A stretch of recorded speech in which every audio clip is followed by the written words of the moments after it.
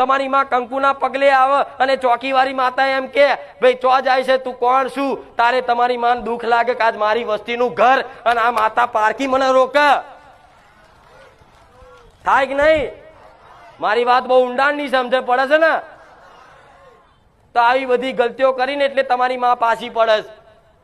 પણ આ બધું ના કરાય, ગોડાઓ ના કરાય, બધી વિધિઓ ના કરાય. વિધિઓ શું હોય છે તમને ખબર છે? ભુવા ચાયા મંત્ર મારા એ ખબર છે તમને? કઈક કઈક જગ્યાએ જોયું તો શું કહું ના હોય એવા વની વનીની વિધિઓ કરી છે, વની વનીની. મારે જાહેરમાં કેવું નહીં, નકર બધા ભુવાની બધી દુકાનો સટલ પડી જશે. પણ જે છે સત્ય કહીશ. તમારી ઘરની ચોકી કરવા માટે તમારી પેઢીની માતાને બેહાડો ને.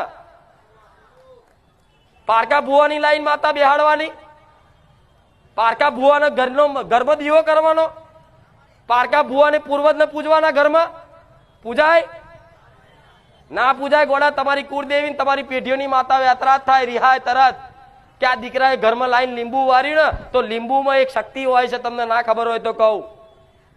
લીંબુમાં છે ને એ શક્તિ એવી હોય કે લીંબુ આમ કરીને વારે ને એટલે ગમે તેવી દેવી શક્તિનું નામ દે ને એટલે શક્તિ અંદર લીંબુમાં આવે એવું પેલા હોંભરતા.